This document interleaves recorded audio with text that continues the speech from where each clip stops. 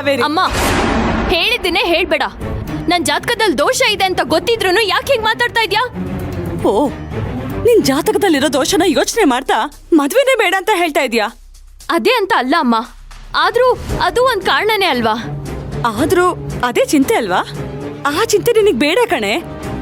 ನಮ್ಮ ಅದೃಷ್ಟಕ್ ನೋಡು, ಆಕಾಶ್ ಜಾತಕದಲ್ಲೂ ಅದೇ ದೋಷ ಇದೆ ಅಂತೆ.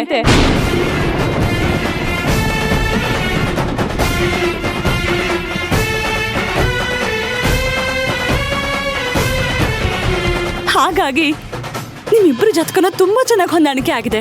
ನಿಮ್ಮಿಬ್ಬರಲ್ಲೂ ಯಾರಿಗೂ ತೊಂದರೆ ಆಗಲ್ಲ ಕಾವೇರಿ. ಇನ್ನೇನು, ಈಗ್ಲಾದ್ರೂ ನಿನ್ ಮದ್ವೆಗೆ ಒಪ್ಕೋಬೋದಲ್ವಾ? ಯಾರ್ ಏನೇ ಹೇಳಿದ್ರು ನಾನ್ ಮಾತ್ರ ಈ ಮದ್ವೆಗೆ ಒಪ್ಕೊಳ್ಳಲ್ಲ. ನಿನಗೆ ಜಾತಕದಲ್ಲಿರೋ ಪ್ರಾಬ್ಲಮ್ ನಿನ್ ಪ್ರಾಬ್ಲಮ್ ಅಲ್ಲ ಅನ್ನೋದಾದ್ರೆ ನಿನ್ನಲ್ಲೇ ಏನೋ ಪ್ರಾಬ್ಲಮ್ ಇದೆ ಅಂತ ಆಯ್ತು. ಯಾವ ವಿಷಯನ ಮನ್ಸಲ್ಲಿಟ್ಕೊಂಡು ಮದ್ವೆ ಬೇಡ ಅಂತ ಹೇಳ್ತಾ ಇದೀಯ ಕಾವೇರಿ? ನಿನಗೇನ್ ಸಮಸ್ಯೆ ಇದೆ ಅಂತ ನನಗೆ ಅರ್ಥ ಆಗ್ಬೇಕು. ಹೇಳು.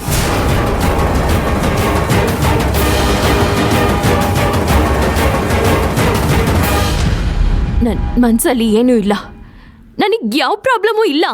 ಏನೂ ಇಲ್ಲ ಅಂದ್ರೆ ಮದ್ವೆಗೆ ಒಪ್ಕೊಳ್ಳೋದಕ್ಕೆ ಏನು?